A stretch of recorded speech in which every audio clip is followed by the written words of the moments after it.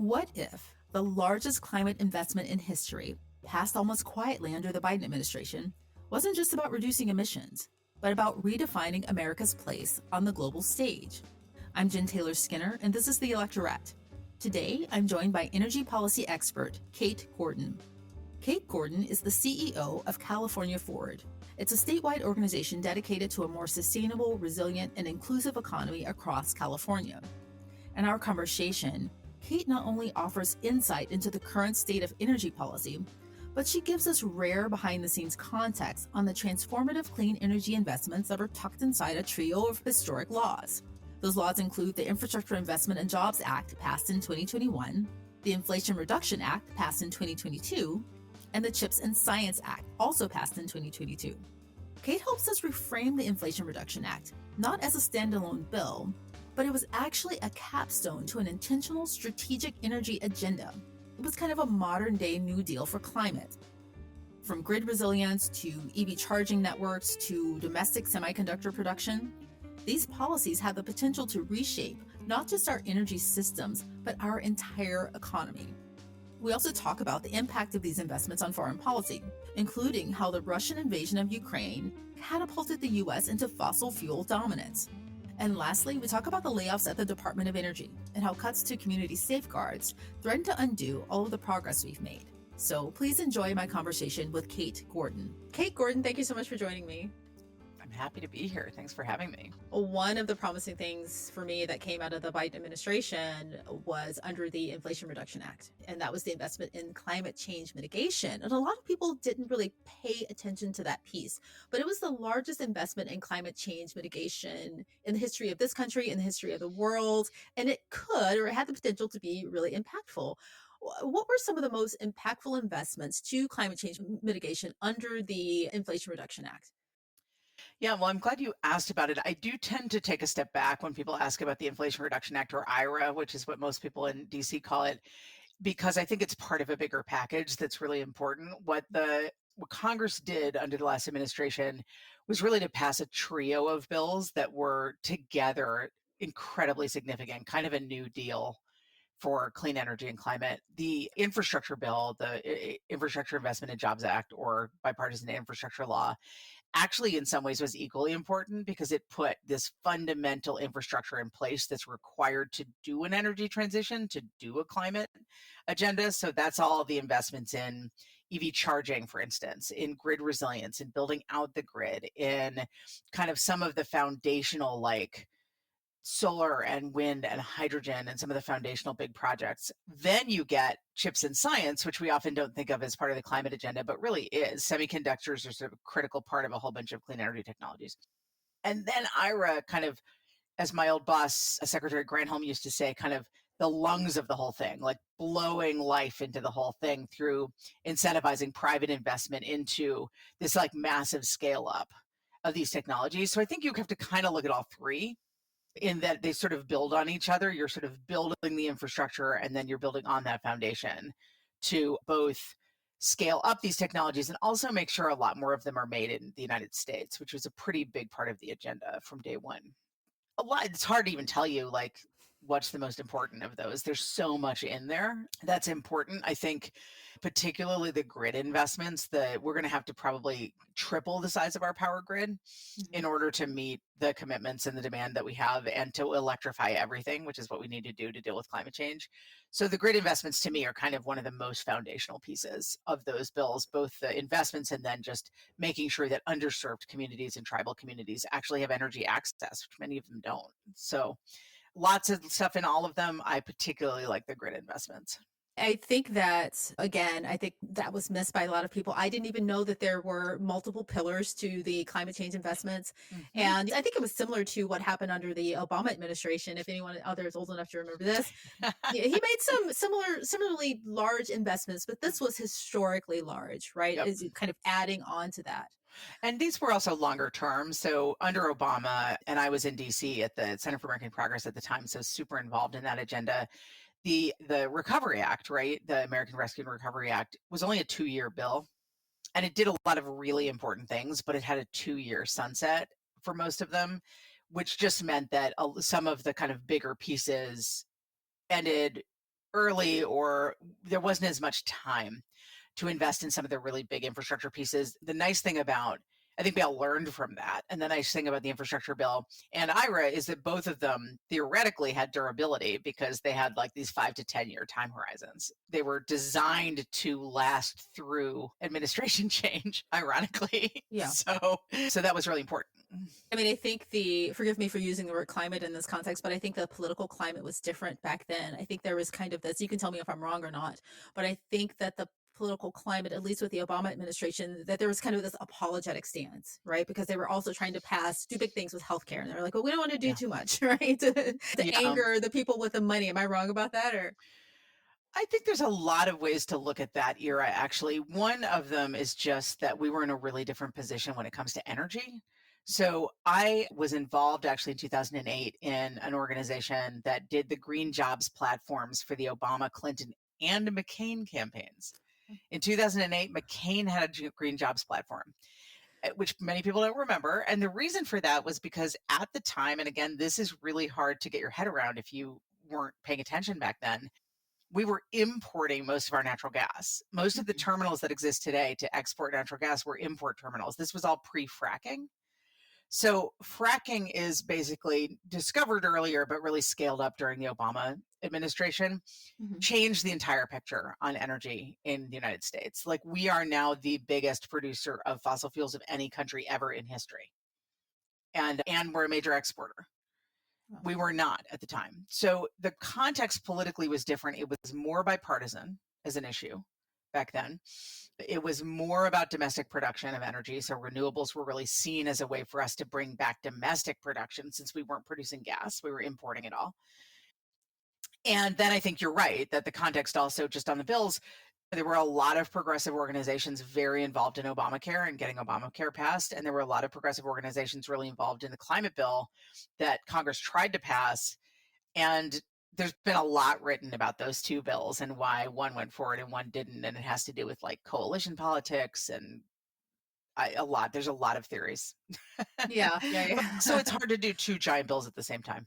Yeah, I love having conversations with people who are kind of still in that Obama era mindset and remember all of the things that were happening, because the things that are happening now are very much related to that. 100%. And even if you are a millennial, right? 2008, 2007, when this was happening, you may have been an adult, but really just kind of too young to really pay attention to politics. I mean, to be like a real political nerd, like a lot of us are. Like, I was a political nerd. And yeah, so I think that's really interesting. So when you say that time frame, are you talking about, and I did not know that McCain had a green energy bill. Yeah, I literally called a green jobs platform. Literally, you can look it up. Yeah, you wouldn't have that today. I mean, you wouldn't find that with a Republican today. So are you talking about, so when did that switch over happen? Was it around 2007? When did that switch happen to natural gas in the US? I mean, this is a great question for someone much more expert on natural gas than me, but really, I mean, you started seeing kind of political conversation around fracking, remember, sort of in the like 2010, 2011 timeframe. And that's when you started seeing some states like New York sort of banning fracking. Do you remember there was all this political conversation around fracking at the time because people didn't want the pipelines because there was increasing evidence about earthquakes in Oklahoma or the pipeline, worries about pipeline explosions, people having pipelines going through their land, water issues. But fracking really was an important technology from an energy perspective, just because it opened up this like massive ability to do energy exploration that we didn't have before. And that became, of course, really important when Russia invaded Ukraine, because we became the place that Europe looked to replace Russian gas. Oh, so really important thing that happened in the last few years was that invasion, and it's like changed the whole trajectory of American energy. We had this massive new buyer for gas when Russia started using it politically against Europe. And that's just part of the whole energy dominance story that the current administration is telling, is about America becoming this heavyweight energy producer. Right. Again, another under-discussed narrative about everything that's happening right now, especially in regards to Russia and Ukraine and that war and how it relates to us. And I think sometimes people don't think about it in those terms. Like, we think about Russia, Ukraine as a kind of a conversation about America's role in NATO or like our role think as a protector of other countries. But this energy piece is super, super important. If you talk to people in the like climate investment world, what they will tell you is that the investment markets have all changed because of the Russia-Ukraine situation, and just because gas has become such a dominant player in the energy kind of portfolio. And that matters because when gas is a bigger player, renewables are a lesser player in general. So these things it's a portfolio, right? Like things go up and down. Yeah. I mean, everything basically, does it come down to money essentially? Yeah, money, and also just, I mean, oil and gas are sort of, there's a reason they're so dominant in the economy. Like they're things you can, they're very versatile. Like if I have a gallon of gas, like I can put it in my leaf blower, I can put it in my jet, I can make fleece out of it, I can make plastic out of it. Like it's a kind of a magic thing, and you can ship it all over the world. Think Yeah. about renewable energy like wind and solar, right? You have to connect that to something via wires. It's not a commodity in the same way that oil and gas is. And so it's just a really different conversation when it comes to like the economics of these things. They're really different from each other. And so the global markets and geopolitics matter a ton for oil and gas. Renewable energy is much more local, which is, I would argue, why it's good, right? We can be more resilient if we diversify to more renewables. We can be more climate resilient. We can be more economically resilient, less dependent on other countries, et cetera. But like, they're just fundamentally different. Yeah. Yeah. So this question is reaching the limits of my knowledge here, but there's also a component with AI, right? Artificial intelligence Totally. uses. Yep. Tell me about that connection. Yeah. So like at the same time that we have all this like new European demand for gas happening, right? Because of Russia, Ukraine, we also have just like a massive new demand for electricity and energy generally, because data centers, so AI uses data centers to do AI. Like let's say you're on your computer and you're doing a chat GPT query, right? It's incredibly energy intensive to do that, because what the system is doing is looking through millions and millions of sources very quickly to find an answer to your question. Doing that is very energy intensive. It takes a lot of kind of computer energy. That means you need these data centers that are these giant server farms Yeah. that allow you to do all that processing. The addition of all those server farms is expected to, I mean, you hear anything from double to quadruple our energy demand in the next pretty short amount of time. Combine that with, again, responding to climate change, which means we have to move away from fossil fuels, which means generally electrifying everything that we can electrify. So electrifying cars, moving from gas stoves to electric stoves, induction stoves, moving from gas heat, or up in the Northeast, people still do home heating oil in a lot of places, moving that to electricity, fuel to heat pumps, et cetera, all that electrification. Super big energy demand, right? Like all of a sudden the electricity system has a bunch of demand from all that electrification, plus all the data centers, plus the reality of climate change is it's like getting hotter all over the place. So a bunch of places like where I live in the Bay Area in California, nobody has air conditioning, and now people are starting to get air conditioning because of the changing climate. So the energy demand situation is significant, like a lot more demand on the system in the next 10 years, 5 to 10 years. And we've got to meet that demand somehow. And this again goes to the sort of the narrative from the current administration around energy dominance. It's all about a desire to meet the demand using fossil fuels. And you're totally right. That's about who has current power and money in the system. And it's also about global dominance, honestly. It's about this idea. I think President Trump is really sort of enamored of this idea of what like Putin did with Ukraine, which is, I'm going to use energy dominance as a tool geopolitically to control other countries, right? To like express dominance over a bunch of other countries where we can withhold the thing we have that other people don't have in order to like meet our geopolitical goals. So I think it's a lot of things. A lot of things are happening at the same time. But unfortunately, what they're all leading to is a real slowing down of the US kind of transition to cleaner energy. Yeah. Yeah. So right after the inauguration, I think I probably woke up in a cold sweat for a number of reasons, but one was this. I was worried about how much of this investment in climate change mitigation would be undone, and how quickly it would be undone. What state are things at right now? Yeah. Things are in, I mean, I cannot tell you they're in great shape. a bunch of things are getting rolled back. And really, particularly, like, I think you have to separate out climate investments. Mhm. So we have to invest a bunch of money in a bunch of new stuff to transition from using fossil fuels to using something else, right? Because like we've got a bunch of energy demand, we use a bunch of energy. No one's going to like stop using all the energy. So we need it to come from somewhere else. So a lot of those investments in technology Mhm. are actually they got paused for a little while. Most of them are coming out of the Department of Energy. They got paused for a while. There was a big thing around, when we can talk about this, the fact that the ones that had community benefits plans attached to them, which was like requirement that people applying for federal money actually have a plan on how they were going to engage with communities and workers around these projects. Those got paused for a while. Some of that is back now because those projects are like already started. There's steel in the ground. There's a bunch of manufacturing. Most of them are in red states. Like, it's a very politically unpopular thing to stop those projects. So a lot of them are back online, though I think a lot of companies are kind of nervous because there's so much uncertainty at the federal system.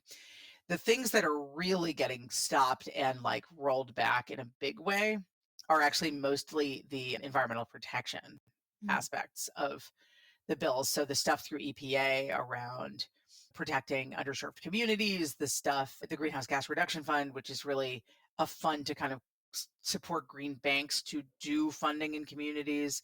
A lot of that has been rolled back in a pretty drastic way, as has EPA's ability to regulate harm from industry, which is its major job.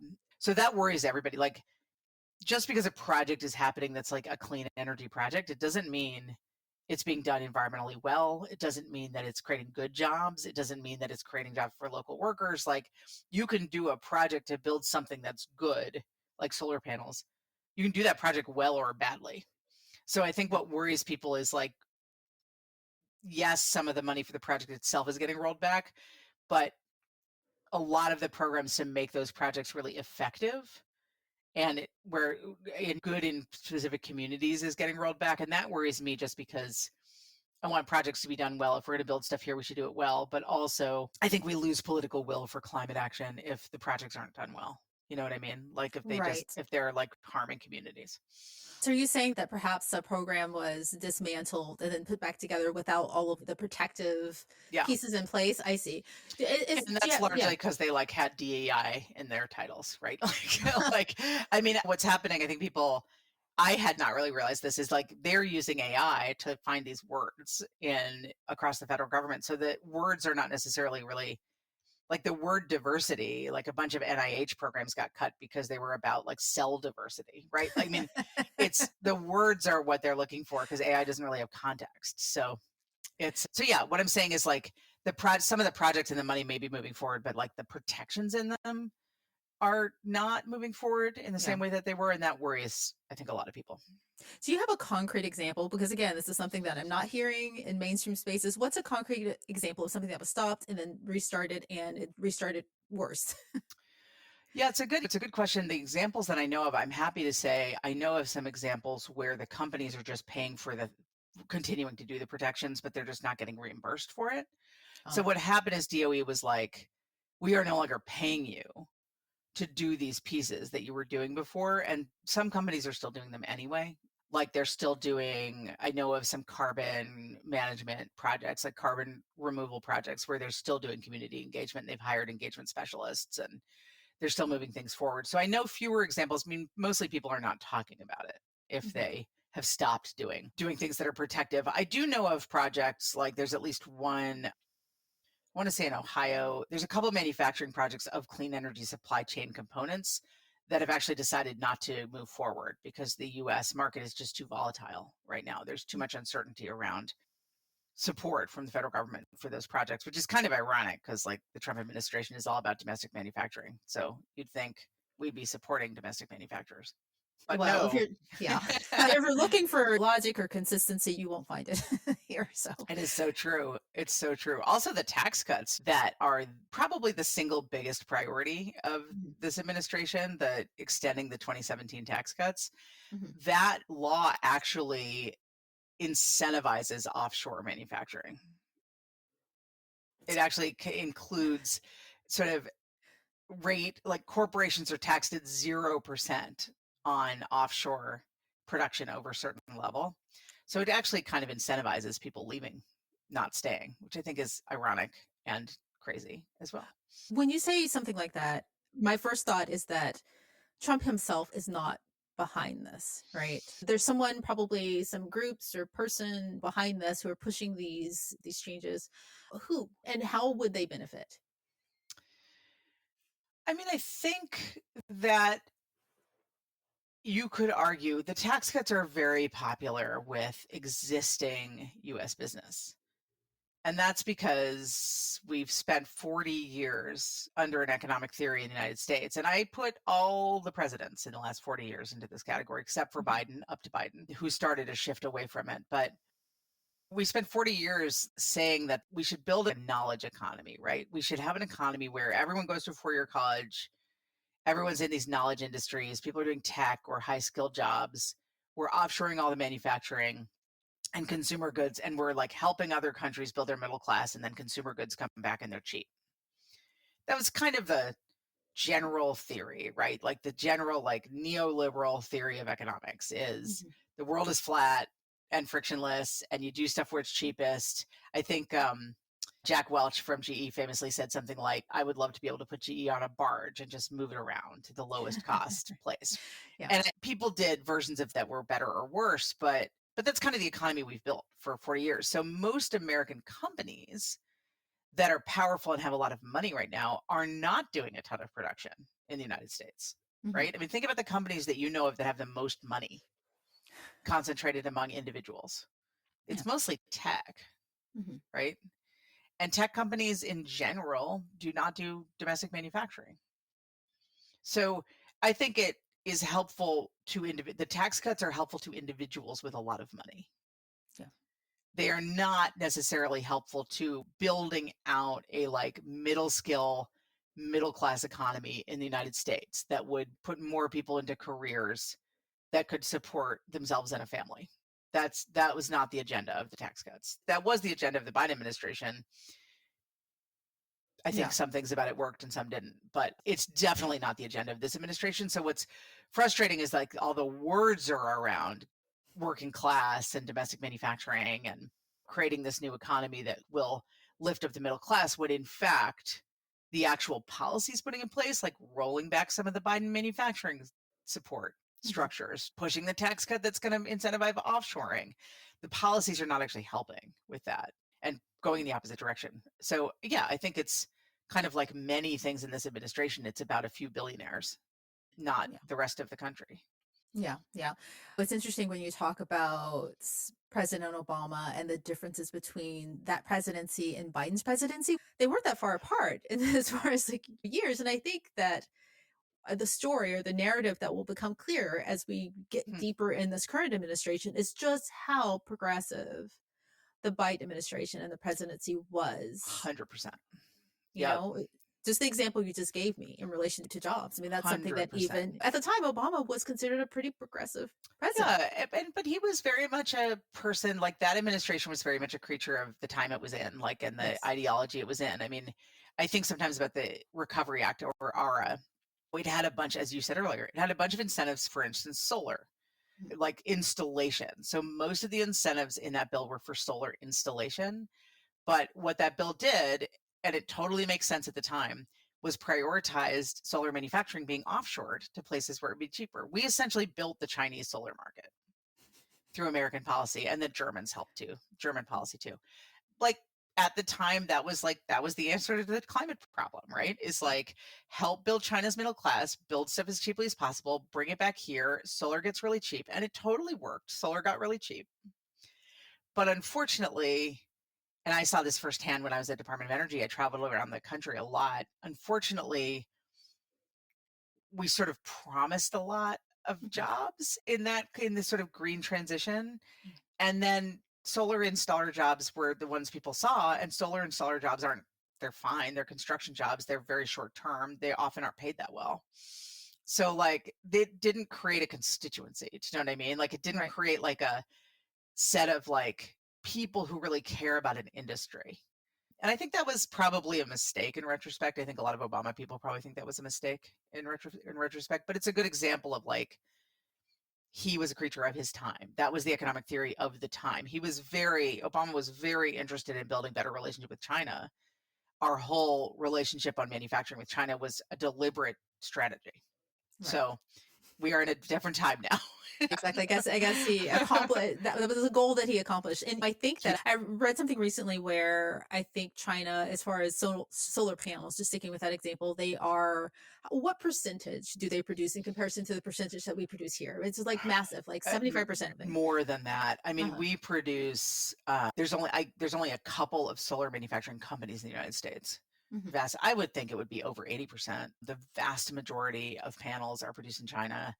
And, I would argue it doesn't make sense for us to retake that part of the manufacturing supply chain because we're not going to be able to compete, right? And I don't know that we should be subsidizing an existing supply chain that we already buy from other places. We should be looking at new innovations in solar. We should be looking at solar at a scale where we can do it differently. We should be there's a bunch of other things we should be looking at. But as we're kind of gearing up domestic manufacturing, which I'm a huge supporter of in general, I think it's really important that we bring back manufacturing, and in the clean energy context especially. But I do think we have to be strategic about it. What I don't want to see is we artificially subsidize something that someone else is doing cheaper and faster, and then it falls apart because somebody else comes into power and doesn't like the subsidies, right? I mean, it doesn't help communities and workers to kind of continually prop things up and then have them fail. It helps to be kind of strategic about it.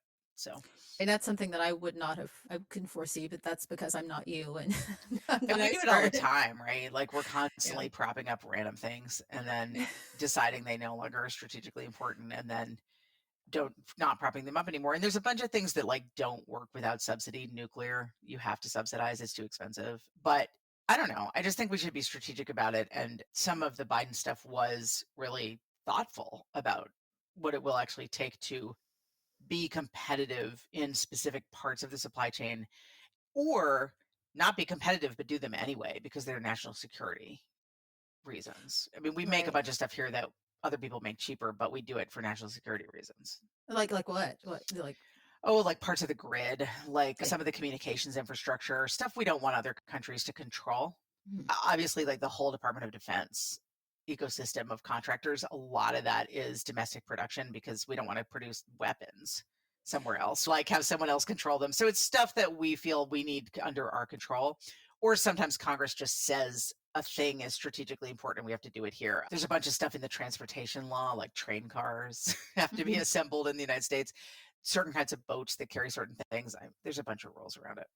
This is a completely different conversation with a completely different person, I would imagine, sometime in the future. But I think what a lot of people don't realize about the global conflicts that America is involved in is because of some of those agreements to produce weapons on our soil because it's safer. You may sell them, but we have control over who we sell those weapons to. So that's something that, like I said, that's a whole different conversation, but it's something that I learned when I was researching myself. I was like, why are we involved in this conflict at all? Maybe we have some kind of contract that people are not aware of. Oh, totally. There's usually some kind of underlying reason. And a lot of times it kind of goes back to something that seems really outdated in 19th century, but it's sometimes it's just resources. One of the other things about fossil fuels is that they are where they are, right? You have oil where there's oil. So, or gas where there's gas, or there's a bunch of things, geothermal or whatever. But that means you have power because of the place you're in, right? It's not like things that are just commodities that you could grow find anywhere or build anywhere. It's really different when something is a resource. And so resource economics is very 19th century thing, but I feel like we're returning to it. This whole set of conversations around Greenland and Canada is about resource economics, right? It's about those countries having oil and water in the case of Canada. The whole conversation about China is about critical minerals. I mean, it's all of it is coming back to this super old school notion of sort of like playing Risk, that game, where you're on the board and you're moving around your resources and you're finding them in different places and you're trading. It's basically that. Almost everything this administration is doing is about that. Wow. It's interesting. It reminds me, I feel like we're back in 2005 or something, or 2006, or where back then we would kind of hide the reason why we do these things. I mean, you know what I'm talking about. It's there's weapons of mass destruction. Again, a different conversation. So, Yeah. so back to the funding cuts and the Department of Energy. I know that there have been layoffs, right? Yeah. Okay, Yeah. so what's the picture like there? Well, the picture of layoffs at DOE is really bad. I mean, I will say I'm telling you this at this moment where like a judge just said that they had to rehire everybody. So I have Right, no idea what's happening. Energy was one of the agencies that he said they had to rehire everybody. right. Hard for me to imagine that's going to work, but whatever. The thing about Department of Energy that I think is important. So people probably know this because there's been a lot of news on it, but the layoffs were primarily of these probationary workers that had been in their jobs for less than a year. At some agencies, it's a longer period, but I think it's less than a year, but also covered people who got promoted. So if you got promoted into a new job, that's considered a new job and you're on probation. So what ends up happening, Department of Energy is a great example of this, is because the Department of Energy got all these new responsibilities under the Biden administration, responsibilities around not just doing basic research and science, but like building these big systems, like building out the grid, doing resilience, building the EV charging network, building battery manufacturing plants, building hydrogen pilot projects. All of that is still in the ground, like project management. DOE didn't have a lot of people who did project management or project finance. They had a lot of PhD scientists. So who gets hired in the last year or two is all these project managers. It's like Yeah, people who actually know how to do a project, put a project in the ground, work with a community, like do the pencil out a project, do the financing. All those people got fired. So you're basically losing an entire set of people with a set of skills that like is what's required to do what Congress asked DOE to do. So right. that's number one. And then number two, you're losing all the people who got promoted because they were really good. Exactly. Right? Like Exactly. it's a crazy approach to human resources. And I guess it's just the classic like first in, last out theory, but the case of DOE really doesn't work Right. because you're taking out the ability to do like a huge number of the things that the agency is now required to do. And like the loan program office, a lot of people point to Jiggershaw's office. That's a great example. Like all those people got fired, and they were doing literally like they were the people in the room coming out of retired bankers, or they were coming out of pretty fancy jobs in the finance sector, or they were coming out of energy industry to support the agency and trying to figure out how to make these projects work. And now they're all gone. So I think that's very it's problematic for so many reasons, but Mhm. I really think it's short-sighted to have lost the people who, frankly, are the most practical Yeah. and implementation-oriented people that the department had. Right. These are really talented people. I mean, from what you described, you could have somebody who was there for decades, right? And really 100%. good at their job, and they got a promotion, and that looks like a new job, which is, this isn't, 100%.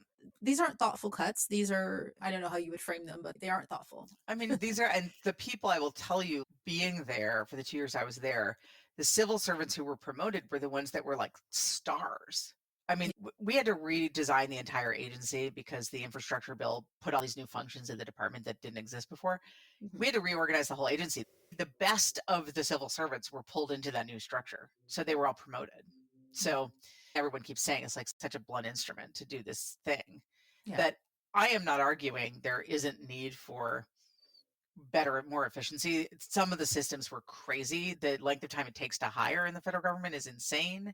Like there, it's really hard to change systems once you have something in place. Like 100%, there are things that are crazy, but this was not the way to get it.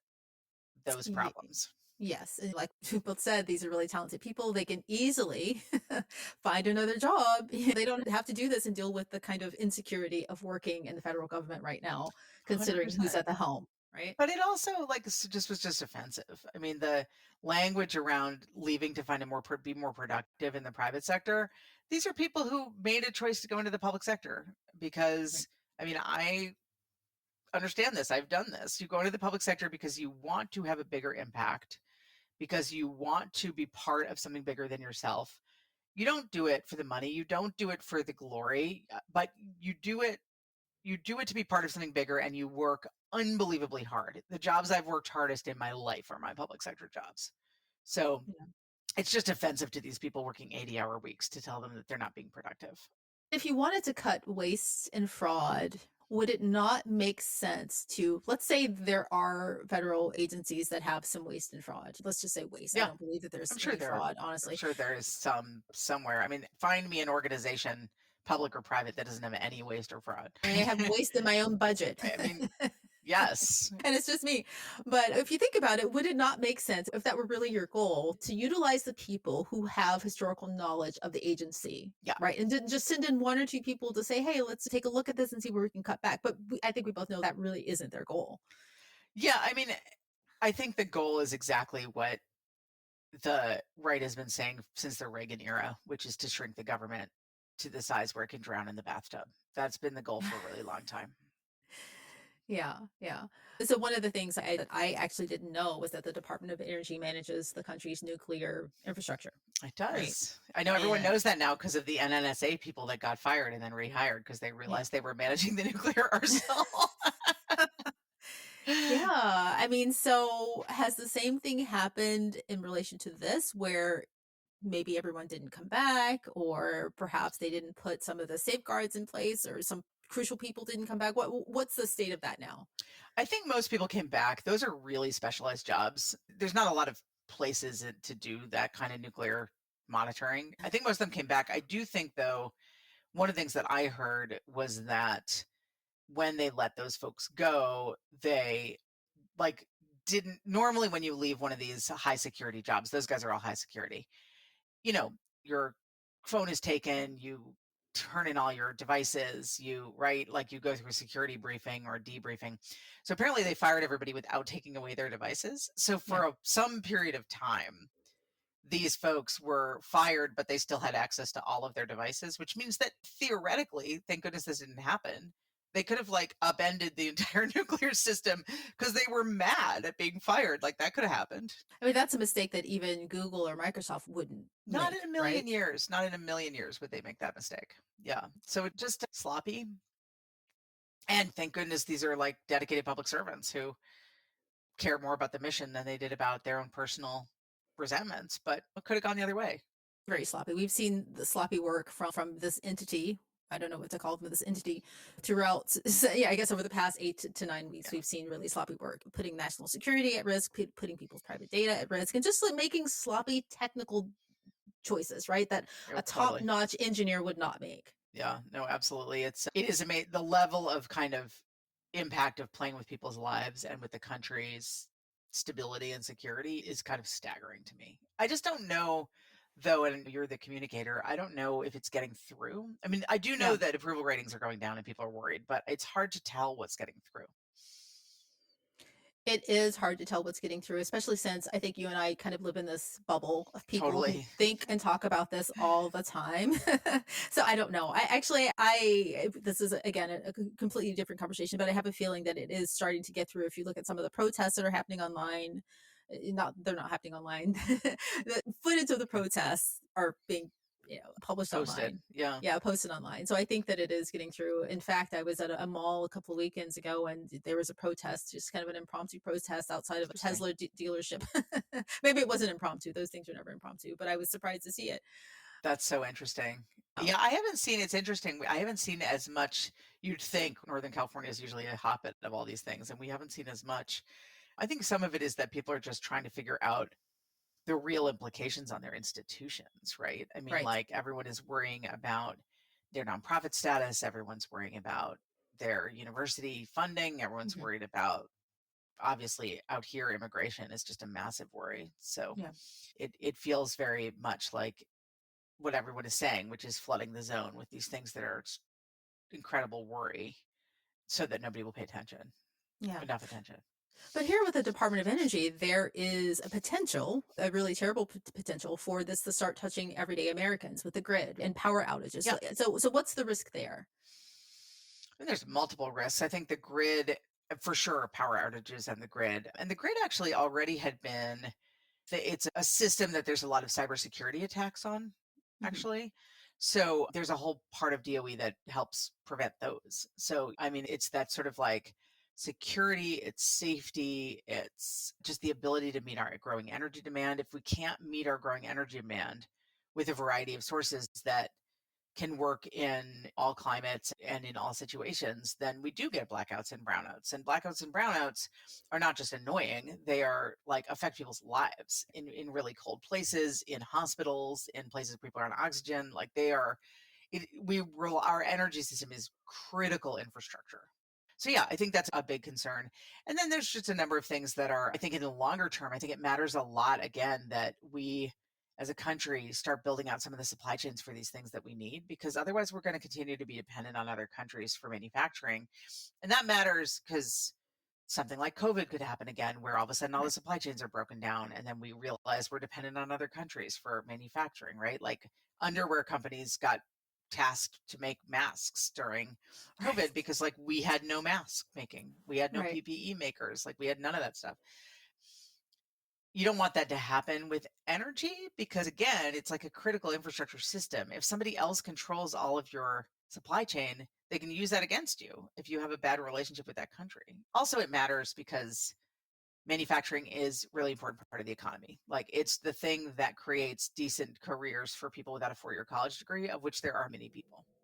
Most of our workforce doesn't have a four-year college degree. So do we want their option to be working in an Amazon warehouse or at McDonald's, or do we want their option to be doing something that creates an actual career path with real skill and real value, right? I mean, I think it's something we need to be thinking about. Yeah, I agree. I think it's anyone's guess how this is going to play out, right? I mean, I think we're going to see if the judicial orders are obeyed. We're going to see if what gets actually cut, what just gets threatened to be cut. But bottom line, all of this is creating chaos and disruption in the markets for these things that are going to help us solve climate change. And chaos and disruption means that the investments aren't going to be made. So this is like fundamental. Even if some of the money gets restarted, some of the people get rehired, some of it happens, it still is setting us back. On this like super, super important journey that we're on, both to be kind of competitive in our energy production, but also like to deal with climate change, which is the existential threat that's going to get us all in the end. Exactly. Speaking of dependence, how is our shaky relationship with Canada now affecting that in terms of supplying electricity? Canada. I'm half Canadian, so I feel very deeply this situation. It matters a lot. Canada, we get a couple things from Canada. We get a lot. The Northeast gets a lot of water from Canada, and that is in the form of hydropower. So a lot of the electricity in the Northeast comes from Canada and from Quebec, hydropower. And we also get a lot of Canadian hydropower out here in the Pacific Northwest. And then we get a lot of oil from Canada in the middle of the country. So Canada turning on us in some way makes a difference from an energy perspective. We don't currently have the ability to just replace all of that tomorrow.